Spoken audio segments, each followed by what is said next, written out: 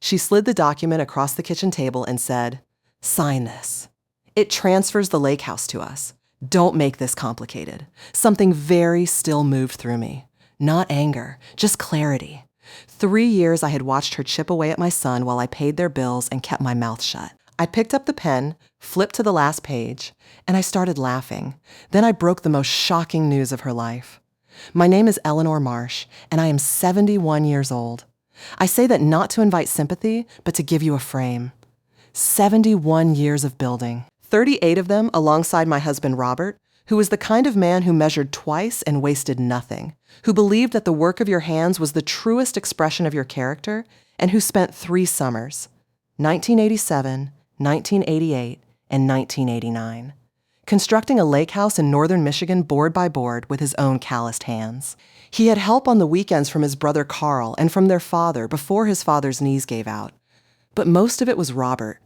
Most of it was love made into wood and glass and a wide cedar porch where we would sit every July morning with our coffee and watch the mist come off the water before the world remembered itself. He was particular about that house in the way he was particular about everything he cared for. He chose the lumber himself, drove 2 hours to a mill he trusted, ran his hand along every plank before he loaded it into the truck. He mixed his own stain for the exterior, a color we always called lake gray, though there was no official name for it, and applied it himself over 2 consecutive Labor Day weekends with a brush rather than a sprayer, because he said the brush gave you time to think. I stood on the ground those weekends, handing him things and making sandwiches and telling him when he'd missed a spot, which he always had because Robert was meticulous about everything except his own blind spots. Robert died 7 years ago. A cardiac event, which is the medical profession's way of saying his heart stopped without warning at 6:47 on a Wednesday evening while he was reading in the chair. I always called his thinking chair. He left me the house in the city, the lake house, a retirement account that was comfortable without being extravagant, and 41 years of memories that I carry the way you carry something irreplaceable, carefully, deliberately, with both hands. I was a school principal for the last 14 years of my career, a teacher before that, for 16 years before that. I know how to read a room. More importantly, I know how to read a person. I also had Daniel, our son, our only child. He was 42 when Vivienne first brought him to that kitchen table, metaphorically speaking, and he had spent most of those 42 years being the kind of person who meant well and looked the other way. Robert and I used to say, gently, because it came from love, that Daniel had his father's face and his own particular gift for not seeing what was directly in front of him. He trusted people, completely, without conditions, without evidence. It was one of his genuinely beautiful qualities for the first 30 years of his life, and it became something else in the 4th decade. Vivienne came into our lives in the fall 3 years ago. She was 38, 12 years younger than my son, and she had come from money. Or so she said. Her father had run some kind of import business overseas, and she had grown up in a manner she described as comfortable, and she wore that comfort like a costume she was afraid of losing. She was beautiful in a deliberate way, the kind of beautiful that requires constant maintenance and careful attention to the light. She had opinions about everything and warmth for almost nothing. She called me Eleanor from the very first Sunday dinner, not Mom, not Mrs. Marsh, Eleanor, as if we were colleagues, as if we were negotiating something. I smiled and passed her the bread. I poured more wine. I watched her very carefully across the table, the way I had spent 30 years watching people in professional settings. Not staring, not confronting, just watching. The way a principal watches a faculty meeting, noting who is performing confidence and who actually has it. She was performing. I noted it and said nothing and passed the salad. The first 18 months of their marriage were what I would call the quiet accumulation phase. I see it with perfect clarity now. I could not see it so clearly at the time. Or perhaps more honestly, I saw it and told myself I was being unfair.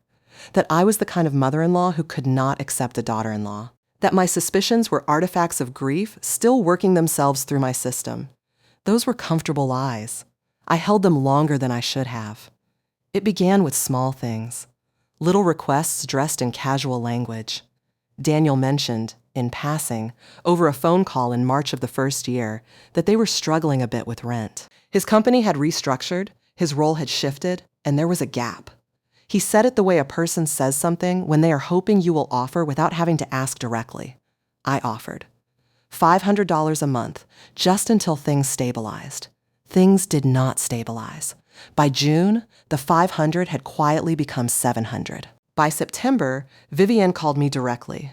The first time she had ever called me, I noted that too, to ask if I could help with a car repair because the mechanic was asking for $1,200 and they simply didn't have it available. She was very smooth about it, genuinely warm, even. She said, "I know it's a lot to ask, Eleanor, and if it's not possible, we completely understand." I paid it.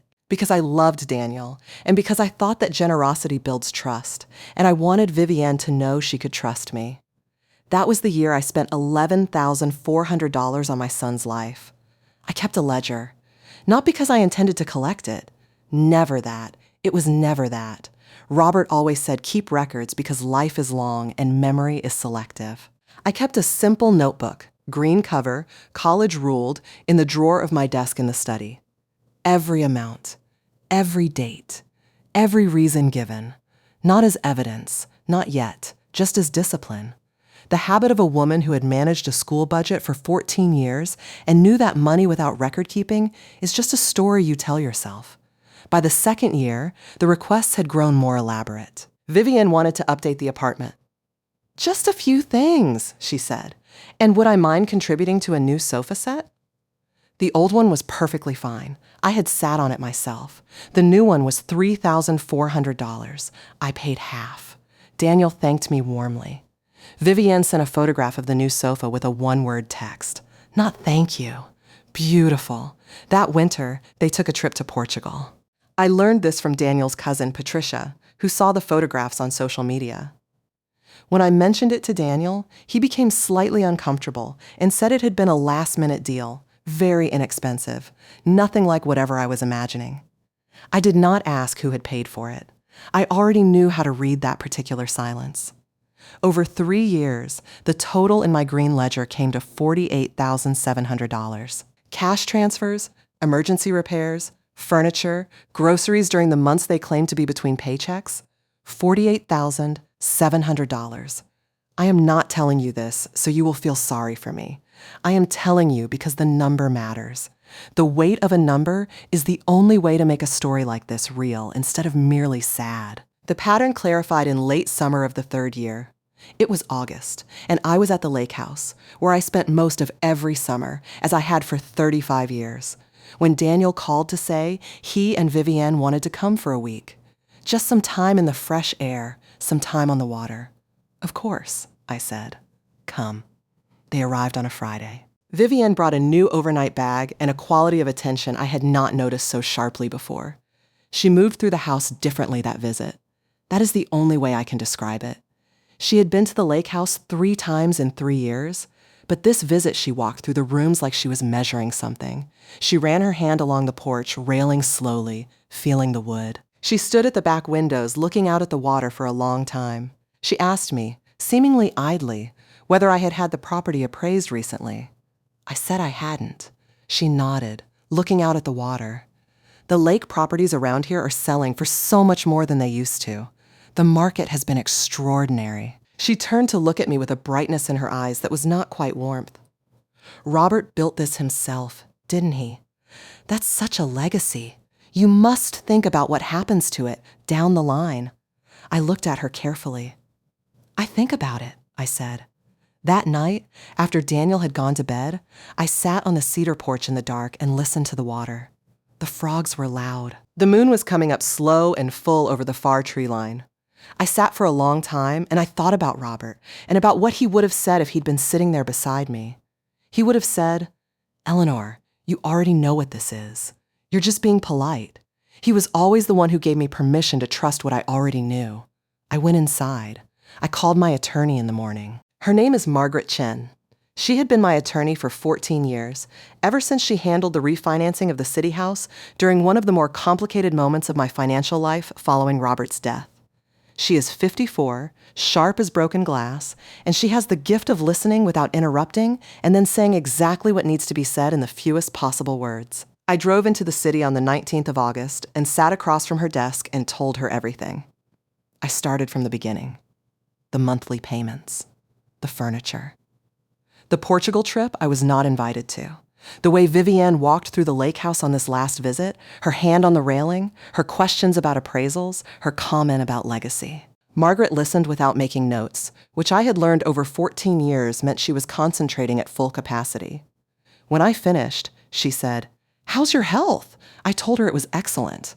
"Good," she said, "because what you're describing is a long game. People who play long games don't move until they're confident. You want to move first." She asked me what I wanted to protect most. I told her without hesitation, the lake house. Not because it was my most valuable asset, though it was, but because Robert had built it. Because there was a specific cedar board on the third porch step that he had signed with a wood-burning tool. His initials, RM, and the year 1989.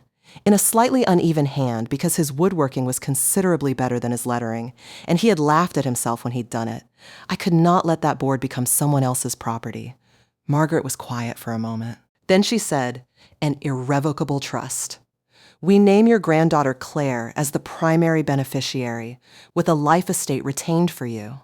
You remain in the property for as long as you choose, but it can no longer be signed away by you as an individual. Not to anyone, not for any reason. The trust will have an independent protector, someone other than you, whose approval is required for any transfer of the primary asset. Claire is Daniel's daughter from his first marriage, my granddaughter. She was 10 that summer, in possession of her grandfather's gray-green eyes and her father's generous heart, and she had loved the lake house from the first summer she was old enough to notice it. She collected smooth stones from the shoreline and kept them in a jar on the windowsill of the bedroom she always used. Small pale pieces of quartz and feldspar and once, triumphantly, a tiny piece of Green Lake Superior granite she had found after a storm. I said yes. I said, let's do it. Margaret had the documents ready in 2 weeks.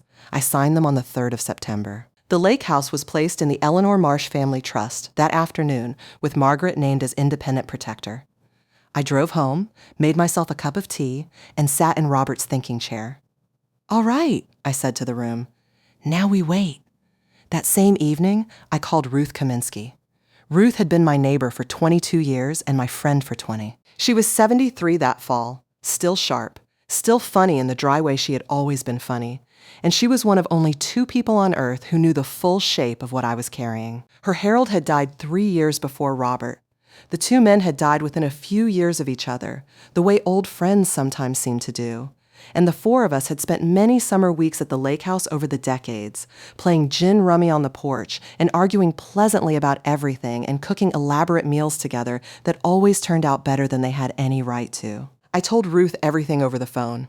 She listened without interrupting, which was unusual for her. When I finished, she said, Well, I agreed. "You've already signed the trust documents?" "September 3rd. Good girl." She paused. "What are they expecting you to sign when the time comes?" I told her I didn't know yet, but I had a feeling something was coming. The conversation at the lake house had felt like a rehearsal for something larger. I had been a principal. I know what a rehearsal sounds like. Ruth said, "Then you know what to do. You let them come to you. You don't push. You don't warn. You don't change your temperature by 1 degree. You let them bring it to the table themselves, and then you let them watch you pick it up." I had not said it that clearly to myself before, but hearing Ruth say it made it real. "Keep the door open," she said. "Keep them comfortable. Let them think this is going according to plan. I said I would. Eleanor."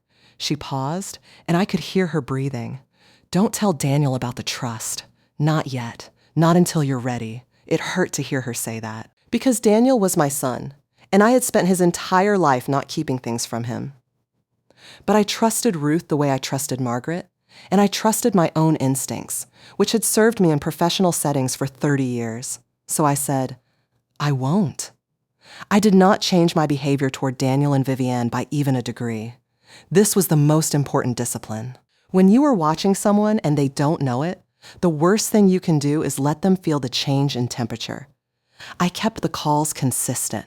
I kept the transfers going, not because I wanted to, but because stopping them abruptly would have changed something in the air between us that I was not ready to change.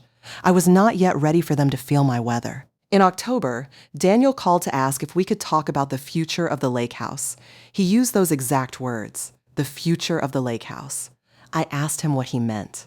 He said, carefully and slowly, as if he had rehearsed it. And I believe he had.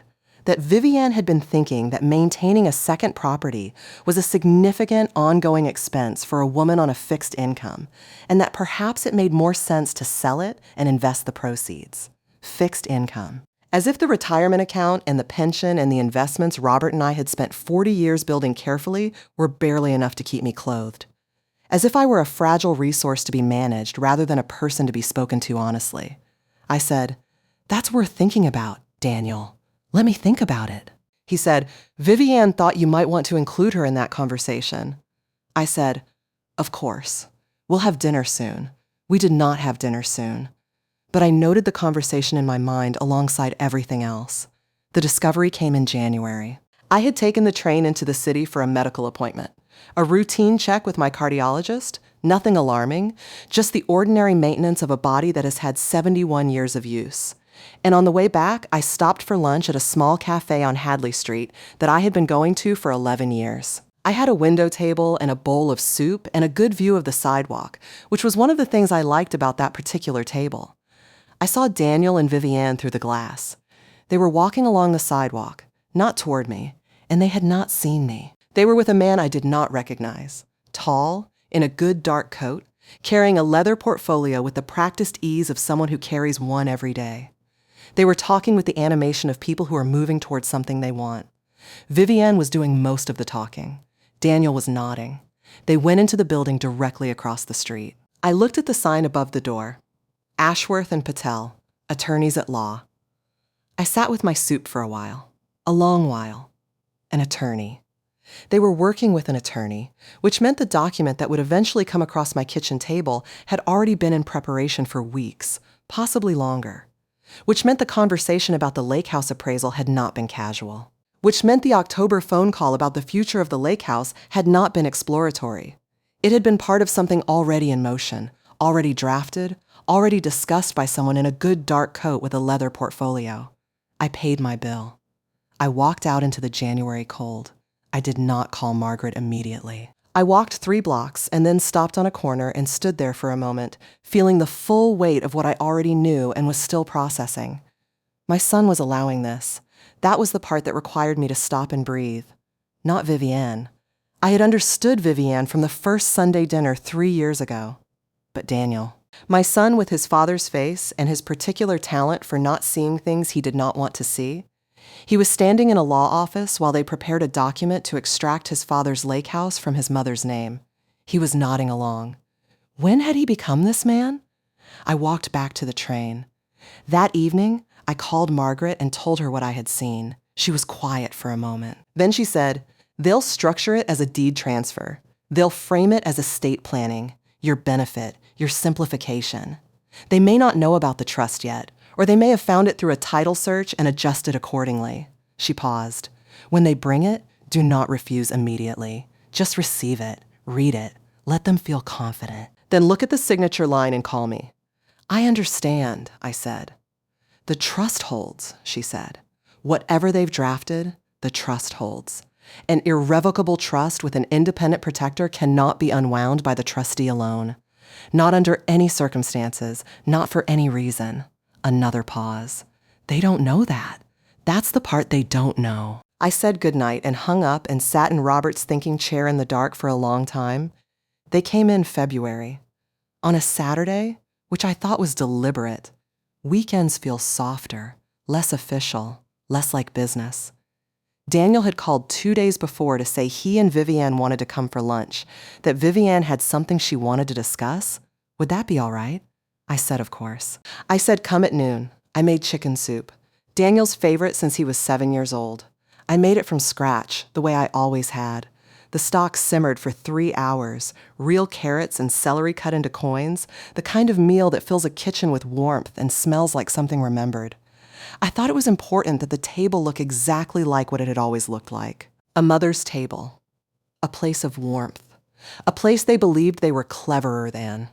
They arrived at 12:05.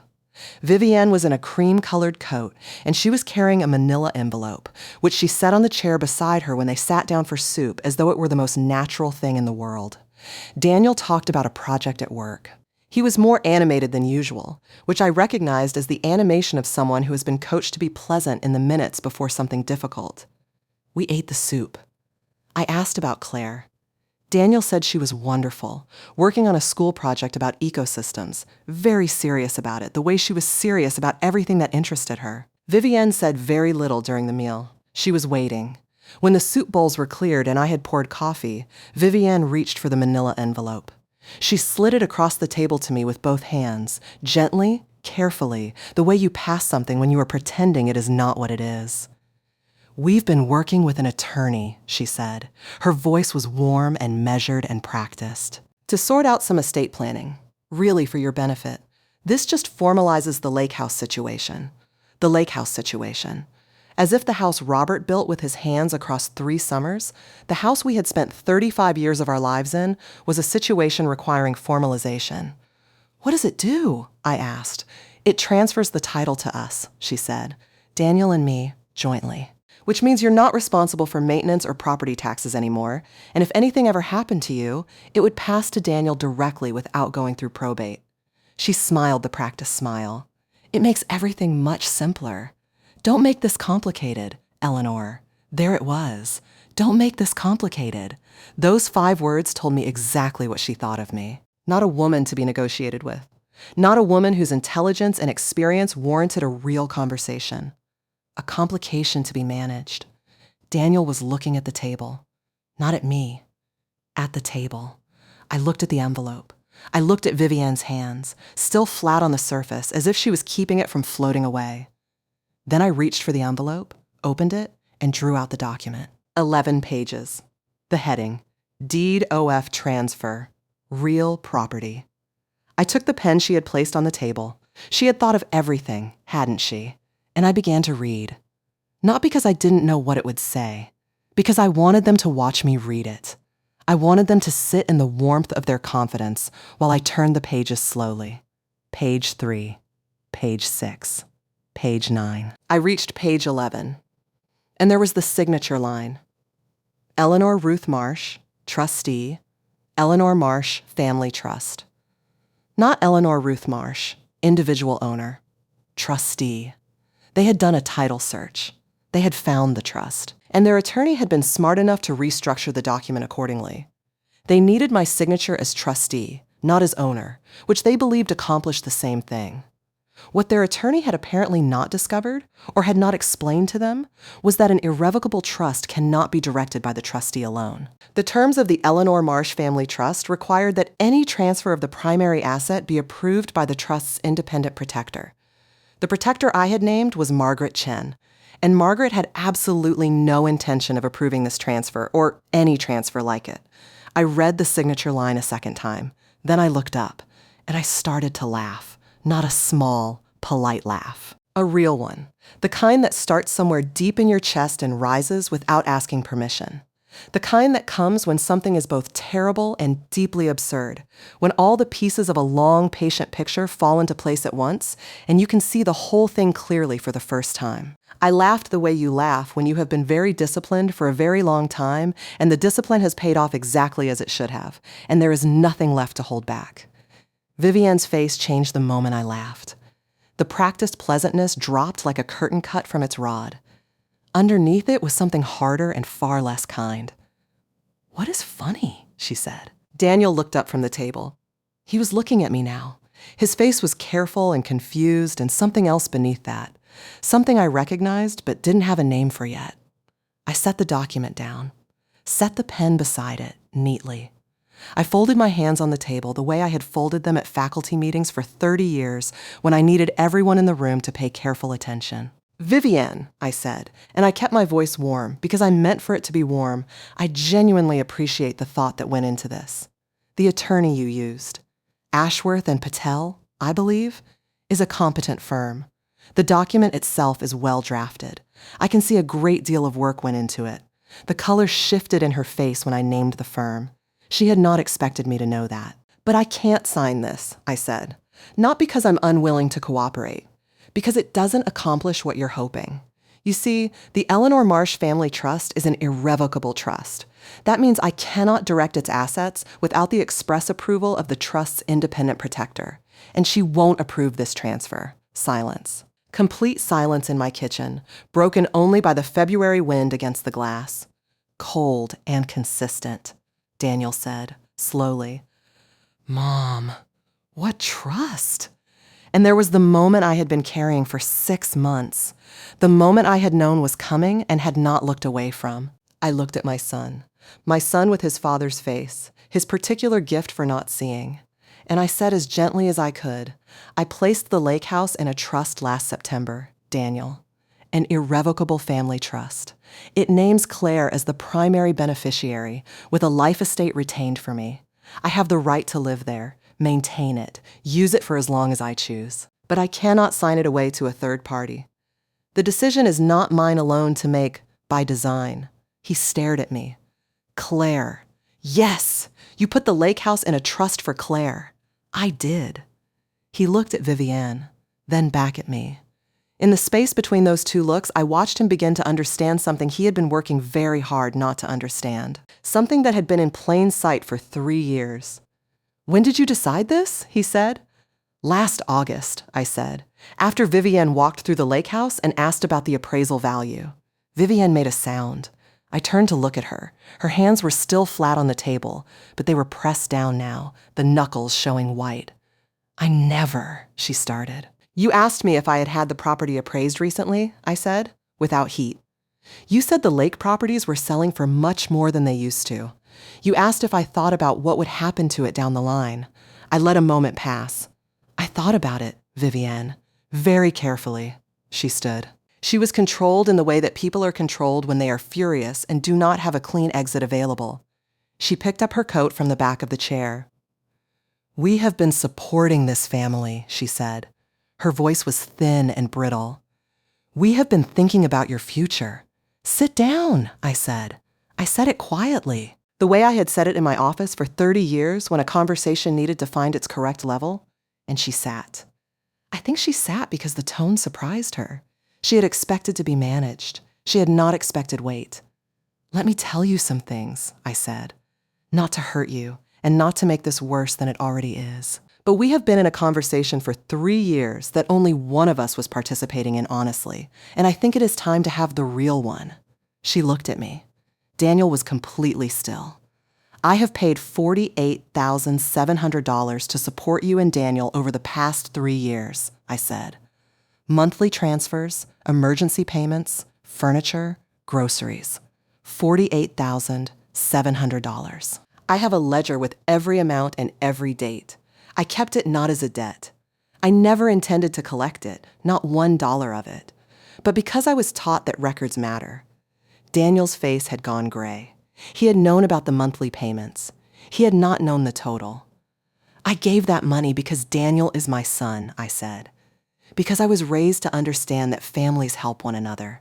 But somewhere in those 3 years, the help became an expectation, and the expectation became a plan, and the plan brought you to an attorney's office on Hadley Street in January and to my kitchen table in February. Vivienne said, "You were following us?" "I happened to be at a cafe across the street," I said. "I have been having lunch at that cafe for 11 years. She looked at Daniel. He was still looking at his hands. "Daniel," she said, "are you going to say something?" He said, "I didn't know the total. I didn't know 48,000. He said it to me, not to her. "I know you didn't," I said. "And the trust. You decided to do this without telling me?" "Yes, I did. And I'm sorry for that part, Daniel. I don't like keeping things from you. But I needed to understand what I was watching before I decided what to do about it. And I needed to move first." He nodded slowly. He was doing arithmetic. The arithmetic of his mother's silence and his wife's plans and his own careful, sustained not seeing. I watched it move across his face like weather. Vivienne had recovered some of her composure. She was fundamentally a pragmatist. "So the lake house is in a trust for Claire," she said flatly. "And there is nothing to be done about it." "The trust is irrevocable," I said. "It can only be dissolved under very specific circumstances that are not present here. Claire will have the full use of it after I'm gone." Claire. She said the name, the way you say something you are tasting and do not like the flavor of. "Your granddaughter from his first marriage. I waited to see if she would finish the sentence. She didn't. Claire is Daniel's daughter, I said. She is the continuation of his family and mine. She has spent every summer she possibly could at that lake house since she was 4 years old. She knows which board has Robert's initials on it. I paused. She belongs there in a way that has nothing to do with real estate markets. Vivienne was very quiet. Then she said, "You've been playing a game with us for months." I looked at her steadily. "I've been protecting myself," I said. "That is not the same thing." She stood again. She picked up the manila envelope and slid the document back inside with the practiced efficiency of someone who has decided a meeting is over. She looked at me for a moment, really looked at me, maybe for the first time, and said, "I hope you're pleased with yourself." I thought about how to answer that. I thought about Robert and the cedar porch and the board with his initials burned in an uneven hand. I thought about Claire's jar of smooth stones on the windowsill. I thought about $48,700 given in good faith and 6 months of watching and waiting and a September afternoon when I signed my name to a document that put something I loved beyond the reach of people who did not love it. "No," I said. "Not pleased. Relieved." She walked to the front door. She got there and stopped without turning. "Daniel," she said. One word. An instruction. Daniel did not stand. He sat at my kitchen table looking at his hands. He said, "I'll be out in a few minutes." She left. I heard the door close, not slam. She was too composed for that. Just close, firmly, with finality. Daniel and I sat at the kitchen table in the quiet she left behind. The soup bowls were still there. The coffee had gone cold. Then he said, "I'm sorry, Mom." I looked at my son. 42 years old, his father's face. Shame on it now. The specific shame that comes when a person finally sees something clearly that they have been carefully not seeing. I did not want to punish him for it. He had allowed things he should not have allowed. He had not asked the questions he should have asked. But he was my son, and I had spent his entire life believing that people can understand when they finally stop looking away. "I know you are," I said. I didn't know the total. 48,000. I thought it was maybe 12, 15. She handled most of She was the one who called, who asked. "I know that too." "Was I that blind?" he said. He said it quietly, to the table, not quite a question. I thought about what it costs to tell the truth and what it costs to soften it. Then I said, "You were choosing not to see. That's different from being blind, one you can fix." He nodded. He sat there a while longer. Then he said, "Claire is going to love having it. She already loves it." "I know she does," I said. "That's why." He stood. At the door, he turned and looked at me the way Daniel had looked at me since he was a boy, with the expression of someone who needs to say something and doesn't quite know how to begin. He said, "I'll figure this out with Vivienne. I don't know what that looks like yet, but I'll figure it out." I said, "I hope so." And I meant it exactly, not as a threat. As a genuine hope, the kind a mother holds for a child, even when she is standing in the aftermath of his failure. Even then, he left. I stood in the kitchen for a while. Then I washed the coffee cups. March passed quietly. Daniel called in the 3rd week to tell me that Claire had a school performance, a play about ecosystems, and would I like to come? I went. I sat in the school auditorium and watched my granddaughter perform the role of a river, which meant she wore a long blue costume and moved her arms in undulations that were apparently meant to suggest current.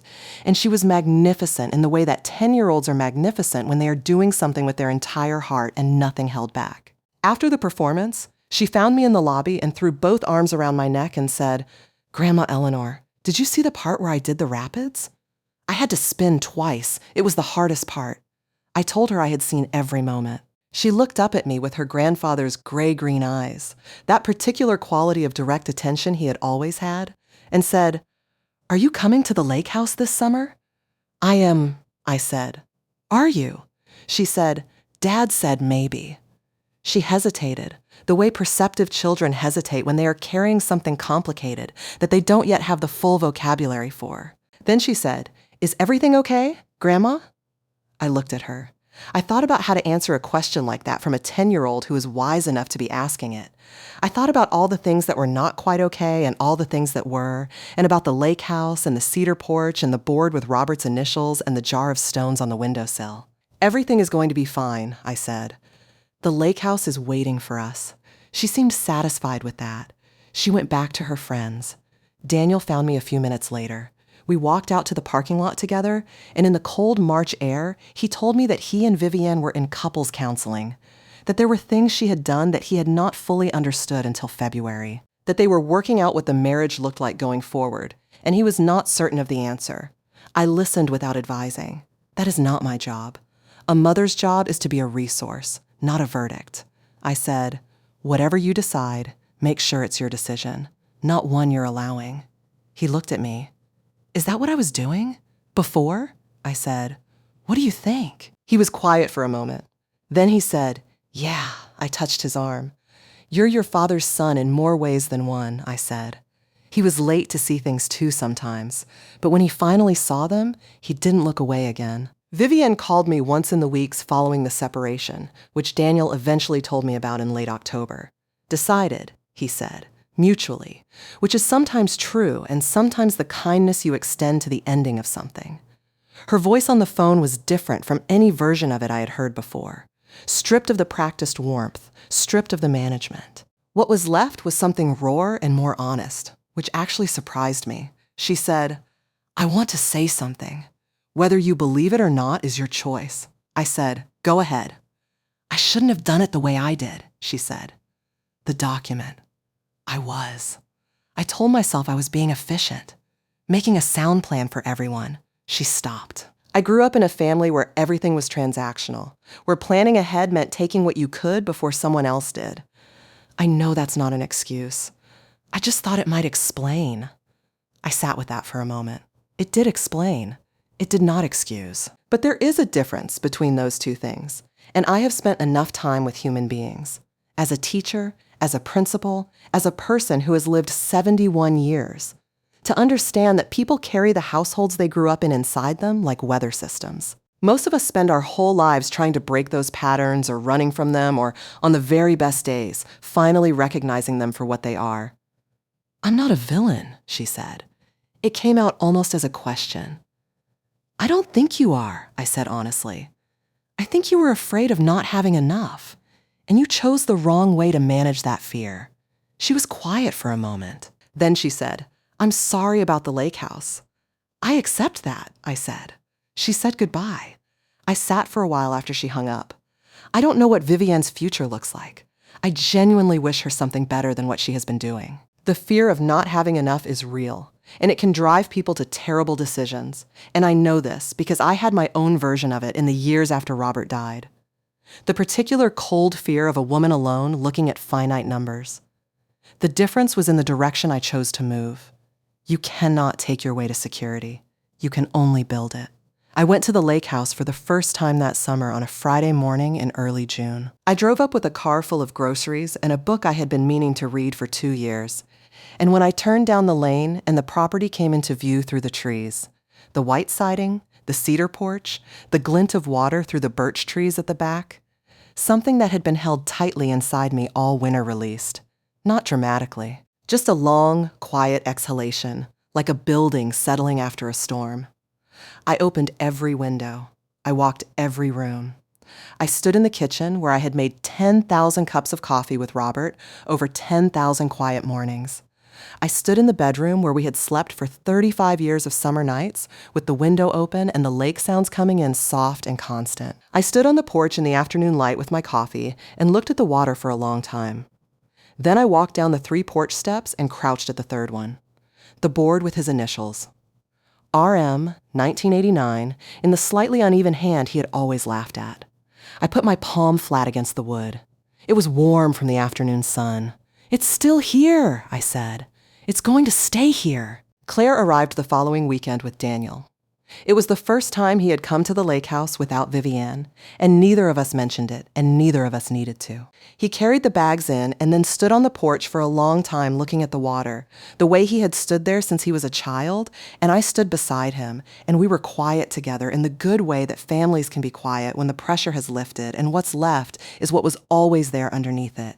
Claire had brought a new stone for her jar. A piece of green Lake Superior granite she had found at a rock show in the city, smooth on one side, rough on the other, an unusually good one. She showed it to me with the gravity of a scholar presenting evidence. I held it in my palm and agreed that it was excellent. She went to her room, added it to the jar, and then went down to the dock to sit with her feet in the water. I watched her from the window for a moment. 10 years old, her grandfather's eyes, her whole summer ahead of her on this water. Ruth came up in July, as she always had, as she had for 20 years. She sat in her usual chair on the cedar porch, and we had gin and tonics in the evening and talked about everything that had happened and everything that had not. And at some point, she set her glass on the railing and said, "You know what you did? You did what Robert would have done. You measured twice." I had not thought of it in those words. But when she said it, I recognized it immediately as true. "He always said that," I told her. "I know," she said. "Harold used to say it about him. Said Robert never made a decision he hadn't thought completely through." She was quiet for a moment. "You're more like him than you realize."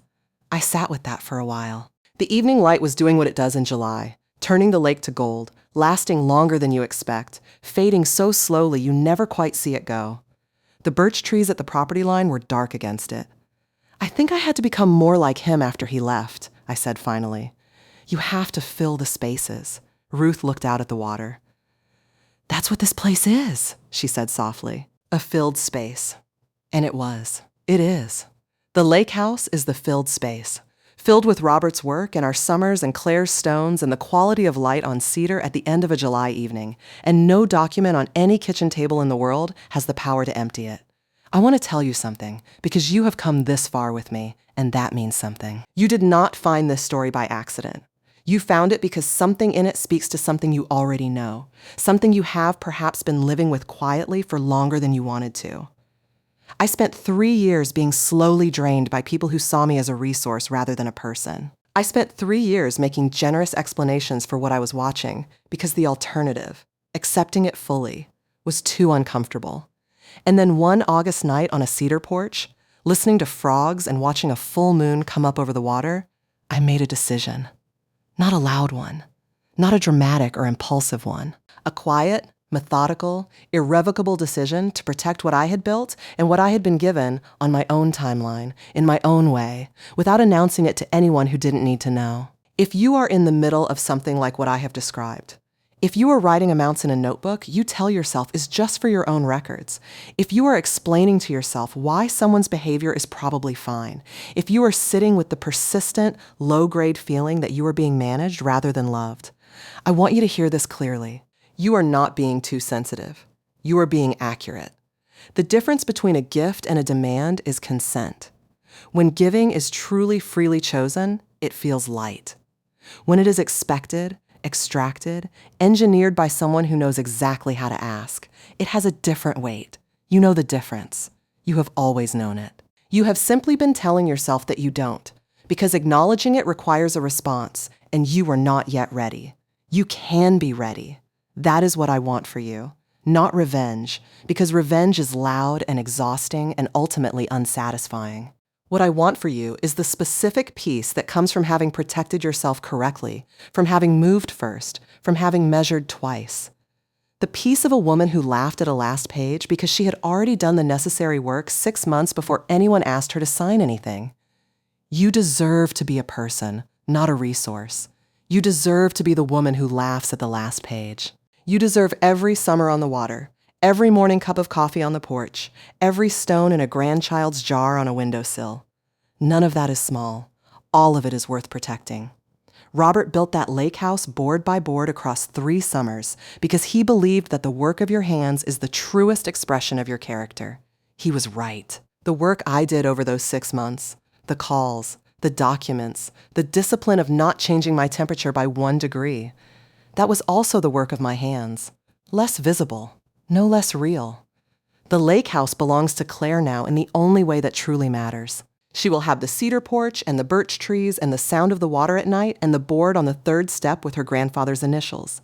She will collect stones from the shoreline and add them to the jar year by year, and she will know exactly where she belongs. And she will know because I will tell her what it cost and what it was worth. And on summer mornings, when the mist is still on the water and the coffee is hot and the light is just beginning to come through the birch trees, I will sit on that porch and feel exactly as Robert felt the morning he finished it. Settled, complete, mine. If this story stayed with you, I would love to hear from you in the comments. Tell me, what would you have done in my place? And from where in the world are you listening? I read every message, and you mean more to me than you know. For more stories like this one, like this video, and subscribe. There is so much more waiting for you. With love and respect. Until next time.